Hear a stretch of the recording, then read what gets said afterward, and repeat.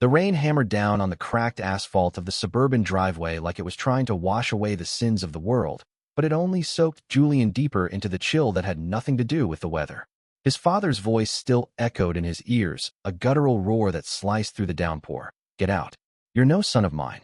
Julian clutched the single backpack slung over his shoulder, the weight of his entire life reduced to a few crumpled clothes and a photo of his mom from before the cancer took her, as he stumbled backward into the night, the front door slamming shut like the final punctuation on his erasure.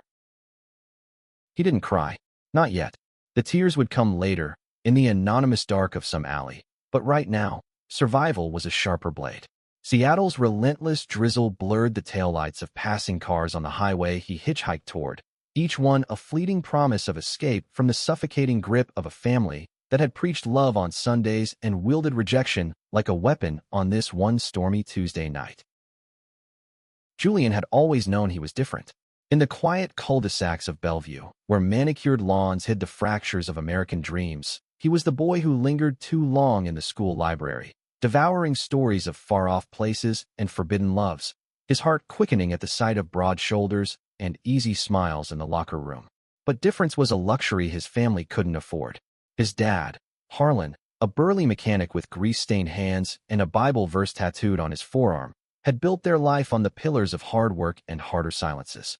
Mom had been the soft counterpoint, her laughter like wind chimes in the kitchen, until the hospital bills swallowed her whole 3 years ago. Since then, the house had been a tomb, and Julian's secret a ghost rattling the walls. It started with a text. Innocent enough, or so he'd thought. A classmate from community college, Tyler, with his crooked grin and surfer's build, had messaged after a late-night study session. "Hey, that poem you read in class? Kinda hit me. Coffee sometime." Julian's fingers had trembled as he typed back, the thrill of possibility blooming like a bruise. One coffee turned to two, then stolen kisses in Tyler's beat-up Civic parked behind the campus bookstore. For the first time, Julian felt seen, his body awakening to touches that whispered, "You're enough." But secrets in small towns fester. Tyler's roommate caught them one night, the betrayal spilling out like vomit at a family dinner 2 weeks later. Harlan's face had twisted from confusion to fury in the span of a heartbeat, his chair scraping back as he lunged across the table. "What the hell is this? Some kind of joke?" The accusations flew thick and fast, deviant, unnatural, a stain on the family name. Julian's pleas dissolved into the chaos, his backpack thrust into his arms as the door locked behind him. No money, no plan, just the rain and the road. By dawn, he'd made it to the city proper, the glittering spires of downtown Seattle mocking his disheveled reflection in a puddle. His phone was dead, wallet empty save for a crumpled $5 bill from his last shift at the local diner.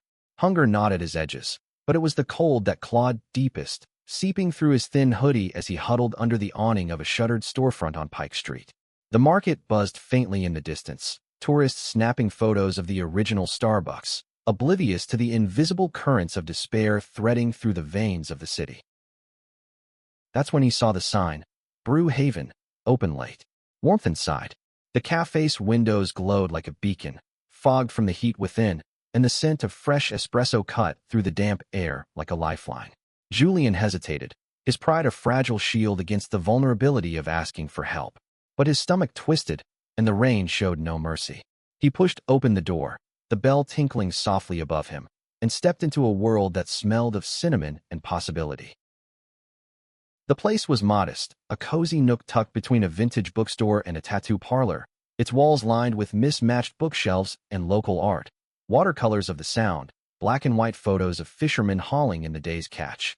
Exposed brick absorbed the low hum of conversation from the handful of patrons, a laptop warrior in the corner typing furiously, an elderly couple sharing a scone over whispers, a barista with tattoos snaking up her arms calling out orders with a lilt that hinted at Irish roots. Behind the counter stood the owner, or so Julian assumed from the easy authority in his stance, a man in his late 30s, broad-shouldered with salt and pepper hair cropped close, his flannel shirt rolled to the elbows revealing forearms dusted with faint scars, like old burns from too many forgotten trays. "Evening," the man said, his voice a low rumble that carried over the hiss of the steamer. Hazel eyes flicked up from the grinder, assessing without judgment. "You look like you could use something hot. On the house, black coffee, or you want it doctored?" Julian froze. water dripping from his hair onto the scuffed wooden floor. The kindness landed like a punch, unexpected and disarming.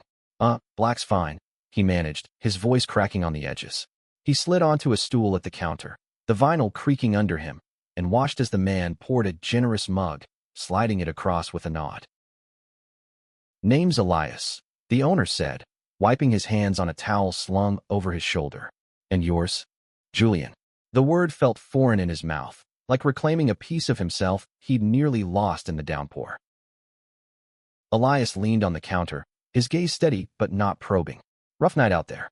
Seattle's got a way of testing folks. You from around here?" "Bellevue," Julian thought, but the word stuck. Instead, he shrugged, wrapping his hands around the mug's warmth. "Kinda. Not anymore." A beat of silence, filled only by the patter of rain against the window.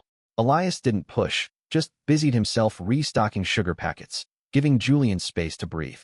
It was the first mercy in hours, and it cracked something open in Julian's chest. A sob he swallowed back, hot coffee burning his tongue as distraction. The night blurred after that. Elias let him linger past closing, flipping the sign to closed, but leaving the door unlocked. They talked in fits and starts. Julian about the relentless gray of the city, Elias about the cafe's history, how he'd bought it 5 years back after a messy divorce, turning it into a haven for night owls and the quietly broken. "People come here to forget," Elias said, wiping down the espresso machine. "Or remember, whatever they need." By 2 a.m., the place was theirs alone, the hum of the city a distant lullaby. Julian's eyelids drooped, exhaustion pulling at him like gravity. Elias noticed, tossing him a spare blanket from the back office. "Crash on the couch in there. It's not the Hilton, but it's dry." Gratitude choked Julian's throat. "Why? You don't even know me." Elias paused, his back to the sink, shoulders tensing just a fraction. "Because I've been where you are, kid. Thrown out, doors slamming. You learn to pay it forward, or the world's just a colder place." Julian curled up on the lumpy couch that night, the blanket smelling faintly of vanilla and old books, and for the first time since the driveway, sleep came without nightmares. But in the quiet hours before dawn, as the rain tapered to a drizzle, a flicker of something stirred in his chest. Not just relief, but a dangerous spark of connection. Elias's hazel eyes haunted his half-dreams, steady and kind in a world that had proven anything but. Morning light filtered through the blinds of the back office, painting stripes across Julian's face. He woke to the clatter of mugs and the rich aroma of brewing coffee, disoriented for a moment until the ache in his bones reminded him of the night before. The couch was no featherbed, but it beat the sidewalk. He sat up, rubbing sleep from his eyes, and padded out to the counter where Elias was already in motion, greeting early birds with his trademark rumble. "Sleep okay?" Elias asked without turning, sliding a fresh pour-over to a regular in a wool cap. "Yeah, thanks, man. Seriously." Julian shifted on his feet, the backpack a dead weight at his side. Reality crashed back. No home, no job, no plan. The $5 in his pocket wouldn't last the day. Elias glanced over, reading the tension like an open book. "Listen, we're short-staffed today. Barista called in sick. You ever poured a latte?" Julian blinked, the offer hanging in the air like steam. He'd watched enough shifts at the diner to know the basics. Measure, tamp, pull the shot. "I can learn fast." A grin cracked Elias's stubbled jaw, quick and genuine. "Good enough. Apron's behind the door. We open in 10. And just like that, Julian was behind the counter, the rhythm of the cafe pulling him in like a tide. The morning rush was a whirlwind. Hipsters ordering oat milk macchiatos, blue-collar types nursing drip coffee, a yoga instructor in leggings demanding decaf. Julian fumbled the first few shots, ground spilling like dark sand. But Elias was there with a steadying hand on his shoulder, murmuring tips over the din. "Wrist like this, smooth pull. You've got it." By noon, the flow felt natural, the clink of porcelain and hiss of milk frothing a makeshift armor against the chaos outside. Patrons came and went, their stories brushing past in fragments. A professor griping about tenure, a mom wrangling twins with sticky fingers. Julian caught glimpses of lives stitched together with routines he envied. The cafe a microcosm of Seattle's eclectic pulse, grunge ghosts and tech bros coexisting under one roof. Elias watched him between orders, not hovering but present, his presence a quiet anchor. Lunch lulled the crowd, and they collapsed into stools during the brief respite, sharing a turkey sandwich Elias had sliced from the cooler. "So, what's the story?" Elias asked finally, his tone casual but eyes intent. "If you want to tell it." Julian picked at the crust, the words tumbling out before he could damn them. The dinner, the accusations, the backpack thrust into the rain. He kept Tyler's name vague, this guy from class, but the raw edges showed. The fear of being unlovable, the hollow ache of erasure. Elias listened without interruption, his face a mask of controlled empathy, fingers drumming softly on the counter. "Sounds like bullshit," Elias said when Julian trailed off, voice low and even. "Not you. Them. Family's supposed to be the net, not the knife." Julian's laugh was bitter, hollow. "Yeah, well, net's tier. Not all of them." Elias's gaze held steady, something unspoken flickering there. Regret. Maybe, or recognition. He stood abruptly, busying himself with the register. "Stick around. We could use you. Room in the basement if you need it. Rent-free till you're on your feet." The offer landed soft, but Julian's pulse quickened. It was too much, too soon, a lifeline laced with questions. Who was this guy, really? Late 30s, divorced, running a cafe like it was church. Elias carried himself with the quiet scars of someone who'd fought his own wars. Julian nodded, throat tight. "I'd like that." The afternoon dragged into evening, the sky bruising purple over Elliott Bay. Julian's arms ached from the pull-downs, but the monotony soothed. Each perfect pour a small victory. As closing neared, a regular wandered in, tall, lanky, with a beard like a lumberjack's and a flannel that matched Elias's. "Finn," Elias greeted, clapping him on the back. "Julian, this is Finn. Old fishing buddy. Keeps me honest." Finn's handshake was firm, his grin wolfish. New blood. Elias finally hiring strays. He winked, but there was warmth in it, no malice. They bantered over closing duties, Finn regaling Julian with tales of king crab hauls gone wrong, the sea's unforgiving moods. It felt normal, almost, three guys shooting the shit, the world outside fading to irrelevance. But as Finn left, clapping Julian's shoulder with a "don't let the old man work you too hard," something shifted. Elias lingered by the door, watching the taillights fade, his profile etched sharp against the neon glow. "You did good today," he said, turning back. "Reminds me of myself, first time I stood behind a bar. Nervous as hell, but steady hands." Julian met his eyes, the air thickening with unspoken layers. "What made you open this place?" Elias's smile was small, shadowed. Needed somewhere to belong. After everything fell apart, he didn't elaborate, locking the door with a decisive click. "Come on, basement's this way." The stairs creaked underfoot, leading to a low-ceilinged space partitioned by bookshelves overflowing with vinyl records and dog-eared novels. A twin bed hugged one wall, piled with quilts. A hot plate and mini-fridge hummed in the corner. It was sparse, but clean, a sanctuary carved from the cafe's underbelly. Julian dropped his backpack, the thud echoing. "This is more than I deserve." "Bull." Elias crossed his arms, leaning against the doorframe. "Deserve's got nothing to do with it. Just don't burn the place down on your first solo shift." Their laughter mingled, tentative but real, cutting the tension. As Elias climbed back up, Julian sank onto the bed, the mattress dipping under him. The day's weight settled, gratitude laced with wariness. Elias was kind, yeah, but kindness had strings. Still, in the dim glow of a bedside lamp, Julian allowed himself a breath. For tonight, the rain could fall without him. Weeks blurred into a fragile routine, the cafe's heartbeat syncing with Julian's own. Mornings started at 5, the pre-dawn quiet a ritual of grinding beans and steaming milk, the city stirring like a beast from slumber. Elias taught him the nuances, the perfect foam for a cappuccino, how to read a customer's mood from their order, black coffee for the hurried, lavender lattes for the dreamers. Julian absorbed it all, his hands gaining confidence, his smile emerging more freely for the regulars who now nodded at him like an old fixture. Finn became a staple, dropping in thrice weekly with tales from the docks, his booming laugh chasing away the gloomier afternoons. "You're a natural, kid," he'd say, tossing Julian a dog-eared paperback on Hemingway or Kerouac. "Elias here's the brooding type. Needs someone to lighten the load." Elias would roll his eyes, but there was fondness there, a brotherly ease that made Julian ache for what he'd lost. Nights in the basement stretched longer, conversations spilling over mugs of decaf after close. Elias opened up in fragments. Grew up in a mill town up north, Tacoma way, where the paper factories choked the air and fathers ruled with iron fists. Mine was a drinker, he'd say, staring into his cup. Came home one night, found me with a neighbor boy. Didn't yell. Just left. For good. The words hung heavy, but Elias shrugged them off like an old coat. Built this place from the scraps. Divorce was the kicker. Wife couldn't handle the hours or the ghosts. Julian shared in kind, the story of Tyler unfurling like a confession. He ghosted after it blew up. Said it was too much heat. The betrayal stung fresh, a reminder that love was a gamble with loaded dice.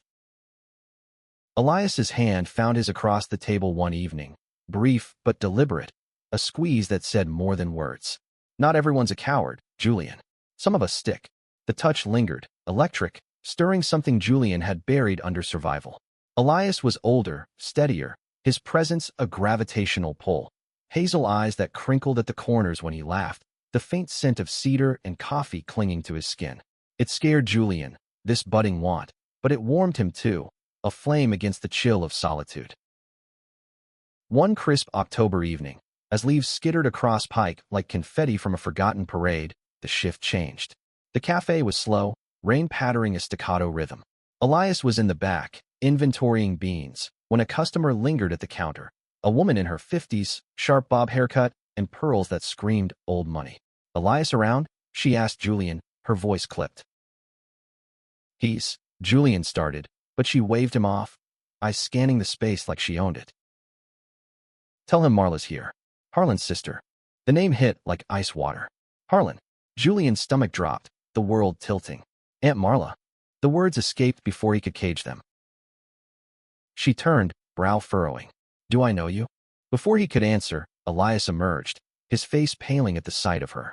Marla, what brings you down from the hill? She air-kissed his cheek, oblivious to the storm brewing. Family dinner next week. Harlan's insisting. And who's this? Her gaze flicked to Julian, polite but probing. Elias's jaw tightened, a muscle ticking. Julian. New hire. Good kid. Marla smiled thinly. Well, bring him if you like. Harlan could use some fresh faces.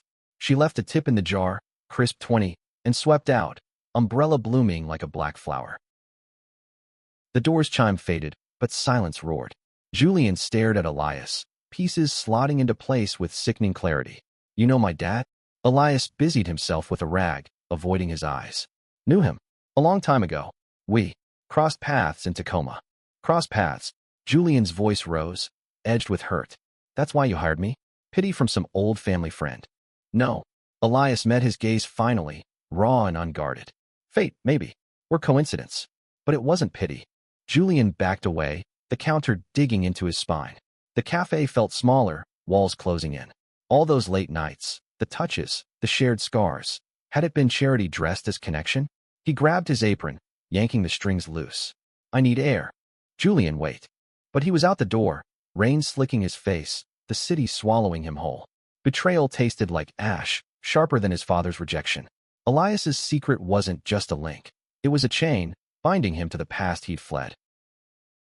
The downpour matched the torrent in Julian's chest as he wandered the labyrinth of alleys behind the market, neon signs blurring into streaks of color. Post Alley, with its gum wall eccentricity, felt like a joke now, sticky secrets plastered for all to see, while his own festered unseen. He ducked into a doorway, sliding down the wall until his knees hit the wet pavement, the cold seeping through denim like accusation. Harlan's sister, Marla. The name conjured Christmas dinners he'd half forgotten, her sharp laughter cutting through the haze of eggnog. And Elias. How deep did the threads run? Had Harlan sent him some twisted olive branch? Or worse, was Elias the reason his dad had always eyed him sideways, sensing echoes of an old wound? Hours passed in a numb haze, the rain easing to mist as twilight bled into night. Julian's phone buzzed. Elias. Texts piling up. Talk to me. Please. He powered it off, the screen's glow too accusatory. Instead, he retraced steps to the waterfront, the Ferris wheel's lights wheeling lazy circles over the sound. Couples strolled arm in arm, their silhouettes a mockery of wholeness. Julian hugged his knees, the backpack a lumpy pillow, and let the sobs come, ugly, wrenching things that shook his frame. Memory clawed up unbidden. Tyler's hand in his hair that last night, whispers of forever dissolving into silence. And now Elias, with his steady gaze and hidden histories. unraveling the fragile trust Julian had rebuilt brick by brick. Love, it seemed, was a thief in disguise, stealing pieces until nothing remained but echoes. Footsteps approached, deliberate but soft. Julian tensed, but the voice was Finn's, gruff with concern. "Knew I'd find you here. Elias is losing his mind. Sent me out like a damn bloodhound." Julian wiped his face, voice muffled. "Go back. Tell him I'm done." Finn hunkered down beside him, offering a flask that smelled of whiskey and salt. Not without hearing why. Elias don't chase ghosts for sport. Julian took a swig, the burn grounding him. The story spilled. Marla, the connection, the sting of manipulation. Finn listened, nodding slow, then chuckled low. "Harlan's a prick, always was. But Elias? Man's got his own demons. Saved my ass more times than I can count on those boats. If he's reaching out, it's real." "Real like what?" Julian snapped, the flask warm in his grip. "Pity play? Fixing his buddy's broken kid." Finn's eyes sharpened, moonlight glinting off his beard. "Or maybe seeing himself in you. Ever think of that?" The words landed heavy, stirring the mud of doubt. Finn stood, offering a hand. "Come on. Crash at my rig tonight. Sort it tomorrow." Julian took it, the pull upward a small surrender. Finn's truck was a fisherman's den, nets in the bed, coffee rings on the dash, but it was shelter. They drove in silence, the radio murmuring indie folk about lost loves and found roads. At the docks, Finn's trailer squatted like a stubborn sentinel, salt air thick with promise. Inside, it was chaos. Unwashed mugs, charts pinned to walls mapping salmon runs. Finn brewed tea, actual tea, from a tin his ma had sent, and they sat at the Formica table, steam curling between them. Elias and Harlan. Finn started unprompted. Went way back. High school, maybe. Rough crowd, Tacoma. Elias came out senior year, big scandal. Harlan punched him bloody for it, then apologized 100 times. They drifted, but the guilt stuck. Julian's breath caught. "So my dad. Knew. Guessed, probably. Raised you in that shadow." Finn sipped, eyes distant. "Elias don't talk about it. But when you walked in that night, soaked and stubborn, lit something in him. Like redemption on a platter." The revelation twisted the knife deeper. Harlan's rage reframed as projection, his own buried shame exploding outward. Julian's hands trembled. "And me? Just a stand-in." "Nah." Finn's grin was crooked. "You're the spark, kid. He's falling hard. Scared shitless, from the look of it." Dawn crept in gray fingers, gilding the water outside. Julian lay on the fold-out couch. Finn's snores a rumbling backdrop, but sleep evaded him. Elias's face haunted the ceiling cracks, hazel eyes pleading, hand lingering on his shoulder. Was it pity, or the real thing? The line blurred in the half-light, desire and distrust tangling like nets. By morning, resolve hardened. He borrowed Finn's phone, texting Elias, "Meet me at the pier. Noon. No bullshit." The reply was instant. "There." The pier jutted into the sound like a broken promise, gulls wheeling overhead in raucous judgment. Julian arrived early, pacing the weathered planks, salt spray misting his face. Elias was punctual, hands shoved in jacket pockets, his usual steadiness cracked by shadows under his eyes. "You came," Elias said, stopping a respectful distance away. "Need answers." Julian crossed his arms, the wind whipping his hair. "How long have you known who I am?" Elias exhaled, gaze on the horizon. "Guess that first night." The eyes, blue like Harlan's, but softer. "Marla mentioned a nephew once, off at college. When you said your name." He trailed off, rubbing his neck. "Didn't hire you for that." "Swear it." "Then why the secrets?" Julian's voice cracked. "Raw? All those talks, the touches, felt like building something. Now it's tainted." Elias stepped closer, voice low. "Because I'm a coward, Julian. Afraid if I told you, you'd run. Harlan and I, it was messy. He was my first. The one who couldn't handle it. Seeing you, it stirred all that up. Guilt, yeah, but more hope. That maybe I could do right where he couldn't." The confession hung, wind tearing at the edges. First, the word echoed, rewriting histories. Julian's dad, tangled with Elias in youthful fumblings, the rejection a boomerang of self-loathing. It humanized Harlan in ugly ways, made the expulsion a mirror of old wounds. "And us," Julian whispered, heart hammering. Was that real? Elias closed the gap, hand cupping Julian's jaw, thumb brushing a tear-streaked cheek. "Real as this." His lips met Julian's, tentative then fierce, salt and coffee and longing pouring through. Julian melted into it, hands fisting Elias's jacket, the world narrowing to breath and heartbeat. They broke apart gasping, foreheads pressed. "I'm sorry," Elias murmured. "For the silence. For making you doubt." Julian nodded, the knot in his chest loosening. "Me too. For running." Hand in hand, they walked the pier's length, the city sprawling behind like a forgiven past. Trust was fragile, but in that moment, it held. Winter clamped down on Seattle like a vice, frost etching the cafe windows in fractal beauty. Julian and Elias navigated the new terrain with cautious grace, stolen kisses in the storeroom, fingers laced under the counter during lulls. The basement became theirs, the twin bed a tangle of limbs and whispers, Elias's body a map of scars Julian traced with reverent touches. It was tentative love, laced with the ghosts of revelations, but it bloomed fierce, roots digging deep into shared silences. Yet shadows lingered. Harlan's name surfaced in quiet moments, a specter at the feast. Elias spoke of therapy sessions in the city, unpacking decades of buried rage. Julian journaled furiously, pages filling with anger and ache. Finn played buffer, hosting bonfires on the beach where they roasted marshmallows and swapped stories, the fire's glow chasing chill from bones. Crisis brewed slow, then erupted on a sleet-lashed December eve. The cafe thrummed with holiday rush, eggnog lattes and gingerbread cookies flying out. When the bell chimed and Harlan strode in, broad as a storm front, coat dusted with snow. Julian froze mid-pour, foam overflowing the pitcher in a hiss. "Dad," the word escaped strangled. Harlan's eyes, so like his own, widened fractionally, then hardened. "Thought I smelled coffee from the suburbs. Heard you were slinging it here." His gaze slid to Elias, behind the register, the air thickening with history. Elias's face schooled neutral, but his knuckles whitened on the edge. "Harlan, long time. Not long enough."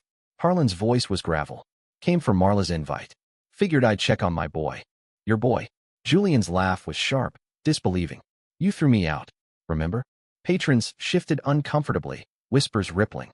Harlan leaned in, voice low thunder. "Needed time to think. Family's family. This." He gestured vaguely at Elias, disgust curling his lip. "Ain't right." The words ignited. Julian slammed the pitcher down, milk sloshing. "Right? Like you and him back when." "Hypocrite." Harlan's face drained, then flushed crimson. "What the hell?" "Elias told me." Julian's chest heaved. "The cafe a pressure cooker. You're first. The one you beat for it. That's why you hate me. Seeing your own shame." Silence crashed, absolute. Elias stepped forward, hand on Julian's shoulder, but Harlan lunged, fist connecting with Elias's jaw in a crack that echoed. Chaos erupted. Finn barreling from the back, patrons scattering, Julian shoving between them with a cry. "Stop." Blood bloomed on Elias's lip, but he held steady, eyes locked on Harlan. "Enough, man. 30 years. Let it go." Harlan staggered back, breath ragged, the fight draining like sand. "You poisoned him. Against me." "No," Elias said softly. "Truth did that." Harlan's gaze flicked to Julian, fractured. "Come home. Please." The plea hung, paternal and broken. Julian's heart twisted, love's stubborn weed, pushing through cracks. But he straightened, Elias's warmth at his back a bulwark. "Home's here now. With people who see me." Harlan deflated, turning for the door, the bells chime a dirge. Snow swirled in his wake, burying footprints. The cafe emptied fast, the air heavy with aftermath. Julian sank to the floor, knees buckling, sobs racking him. Elias knelt, pulling him close, murmuring nonsense against his hair. "It's over. You were brave." Finn locked up, giving them space, his nod proud as he slipped out. In the quiet, Julian clung to Elias, the crisis a forge, tempering their bond in fire. Healing came piecemeal, like thawing earth. Christmas passed in the cafe's glow, string lights twinkling, a makeshift tree adorned with coffee filters and Polaroids of regulars. Julian and Elias hosted an open house, Finn manning the grill with salmon steaks, laughter echoing off brick walls. No Harlan, but a card arrived days later, working on me. "Love, Dad." Sparse, but a seed. Spring unfurled gentle, cherry blossoms dusting pike like pink snow. Julian enrolled in night classes at the community center, poetry workshops where he read verses of loss and reclamation. Elias in the front row, eyes shining. Their love deepened roots. Weekend hikes in the Olympics, hands clasped on fern-lined trails. lazy Sundays with records spinning Dylan, bodies entwined on the basement rug. One golden June afternoon, as sunlight slanted through the cafe windows, Elias knelt amid scattered sugar packets, a simple band glinting in his palm. "Not perfect," he said, voice thick, "but mine. Marry me." Julian's yes was a breath, a vow, sealing fractures with forever. Years later, the cafe stood sentinel, its sign weathered but warm. Julian, now co-owner, poured lattes with a poet's grace, Elias's ring catching light on his finger. Harlan visited sporadically, awkward coffees thawing to hugs, his own journey a quiet parallel. In the heart of Seattle's endless rain, they had built not just a haven, but a home, proof that from thrown-out ashes, love could rise, unyielding and true.